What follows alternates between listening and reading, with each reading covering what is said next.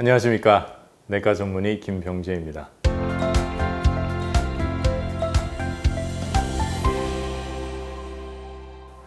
칼슘 결핍은 우리 몸에 수많은 질병을 일으킵니다. 우리가 잘 알고 있는 만성 질환인 고혈압, 당뇨, 또 고지혈증, 그 외에도 자가면역, 암, 각종 관절염들, 이런 모든 것들이 칼슘 결핍 때문에 오는 질병입니다. 이 칼슘이 모자르게 되면은 우리 몸에서 혈관, 즉 혈액 안에 있는 독소를 제대로 걸러내지 못하기 때문에 그러한 독소들이 혈관에 염증을 일으키고 그 염증으로 인해서 우리의 혈관이 막히기 시작합니다. 이 염증의 시작이 혈관의 동맥경화증의 시초입니다. 그래서 여러분들이 이제 오메가3, 이 혈관 건강에 좋다.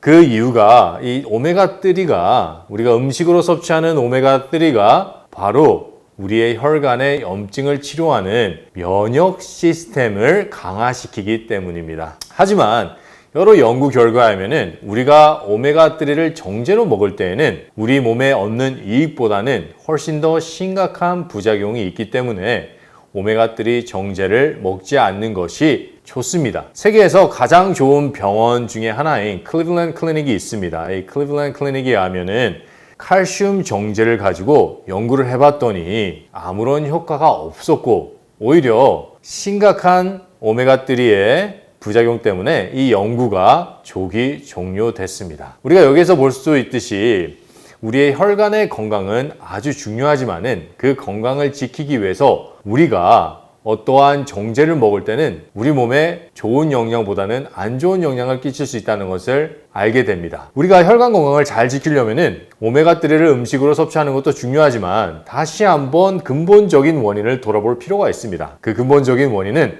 바로 칼슘 결핍입니다. 그래서 이 칼슘이 결핍하게 되면은 우리 혈관에 염증이 많이 생기고 우리 혈액 안에 독소가 많아서 혈액의 양이 줄어들어서 고혈압이 생기고 또 계속 염증이 생기면서 혈관이 점점 두꺼워지거나 그렇지 않으면 혈관 안에 동맥경화증이 점점 생기면서 혈관이 점점 막혀갑니다. 이렇게 계속 막히는 것이 유지하게 되면은 만성염증이 생기게 되고 만성염증이 생기면은 우리 세포들이 점점 기능을 잃게 되고 인슐린을 제대로 활용할 수 있는 기능을 잃게 됩니다. 이렇게 될 때 생기는 것이 바로 인슐린 저항입니다. 이 인슐린 저항이 당뇨 전 단계로 발전이 되고 이 인슐린 저항이 일어날 때 인슐린 저항에만 문제가 있는 것이 아닙니다. 다른 호르몬 시스템도 다른 내분비에서 활동하고 있는 호르몬 시스템도 밸런스가 무너지기 시작합니다. 그러면서 여러 가지 만성염증적인 증상들이 우리 몸에 나타납니다. 그리고 이것이 계속 지속되다 보면은 당뇨가 됩니다. 이 당뇨가 되면은 우리의 몸에 어느 정도의 혈관이 막혔기 때문에 오는 것이 당뇨입니다. 그런데 이 당뇨가 계속 진행되다 보면은 혈관 막힘이 점점 더 심해집니다. 그래서 협심증에 걸리게 되고 뇌졸중에 걸리게 되고 척추관 협착증에 걸리게 되고 각종 관절염에 걸리게 됩니다. 또한 신경으로 가는 혈관이 막히면서 여러 가지 말초신경 변병증도 걸리게 됩니다. 즉 당뇨는 쉽게 말해서 혈관 막힘에서 와서 혈관 막힘으로 가는 심각한 염증성 질환입니다. 이러한 모든 것들이 칼슘 결핍 때문에 옵니다. 자가 면역증이나 암도 별반 틀리지 않습니다. 우리가 그래서 이 혈관 막힘의 가장 큰 원인인 칼슘 결핍에 대해서 자세히 알아야 할 필요가 있습니다. 그러면은 현대인이 칼슘이 결핍되는 이유는 뭘까요? 맞습니다. 바로 충분한 칼슘을 먹어주지 않기 때문에 그렇습니다. 우리가 칼슘을 먹어줄 때 우리 몸에 가장 많은 칼슘을 제대로 공급해 줄 수 있는 것은 음식으로 먹는 것입니다. 우리가 음식으로 먹을 때 어떠한 방법으로 먹는지도 상당히 중요합니다. 왜냐하면 칼슘 하면은 생각나는 음식들이 씨앗과 채소입니다. 이 칼슘이 풍부한 씨앗과 채소지만 이것을 우리가 조리해서 먹기 시작한다면 이것이 과연 우리 몸에 충분한 칼슘을 줄 수 있을지는 의문입니다. 그런데 여러 환자들을 살펴본 결과 우리의 몸에 조리해서 음식을 먹을 때는 충분한 칼슘이 들어올 수가 없습니다. 왜냐하면 열을 가하면 채소와 씨앗 안에 있는 영양은 다 죽을 수밖에 없습니다. 그런데 이게 죽는 것만이 문제가 아니에요. 우리가 이걸 조리하게 되면은 씨앗과 채소의 풍부한 칼슘이 산화가 되기 시작합니다. 그러면은 이게 산화칼슘이 되는데 칼슘 결핍 때문에 혈액 안에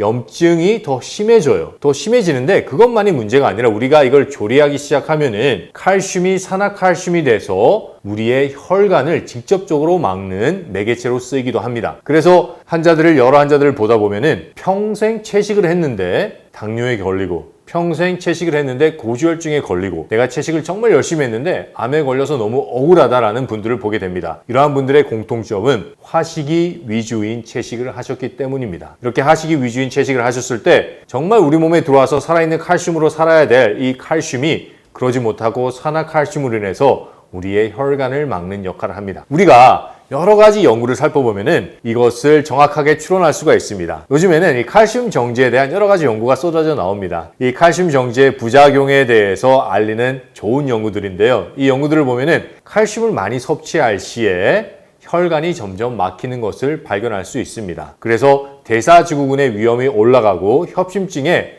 위험이 올라갑니다. 또한 심장마비에 걸릴 위험 또한 올라갑니다. 이러한 것을 연구한 의사들과 과학자들이 얘기하기를 이러한 결과는 놀랍지 않다. 왜냐하면 우리가 정제로 먹은 칼슘은 우리의 혈관에 석회로 끼기 때문이다라고 발표를 했습니다. 그렇다면은 이 정제에 있는 칼슘이 왜 우리의 혈관을 막게 될까요? 이 정제에 있는 칼슘을 보시면은 이 칼슘이 바로 산화칼슘입니다. 정제 뒤에 보면은 이제 그 표시가 있잖아요. 표시를 한번 자세히 살펴보세요. 산화칼슘이라고 대부분 돼 있거나 탄산칼슘 이런 식으로 산화칼슘이라고 적혀져 있습니다. 요즘에는 이온칼슘이라는 것도 나왔는데요. 그것은 잘못된 표시입니다. 이온칼슘도 뒤를 돌아보시면은 인산칼슘 아니면은 칼슘 파스페이트 이런 식으로 산화칼슘을 다른 식으로 표현한 칼슘입니다. 그렇기 때문에 이온칼슘이나 칼슘 정제나 다 똑같고 그것이 바로 우리가 음식을 조리해서 먹을 때 음식을 삶아 먹을 때 만들어지는 산화칼슘과 같은 산화칼슘입니다. 그렇기 때문에 여러분 우리가 여러 가지 혈관성 질병 때문에 시달립니다. 당뇨, 고혈압, 고지혈, 자가면역, 암, 각종 관절염, 척추관 협착증,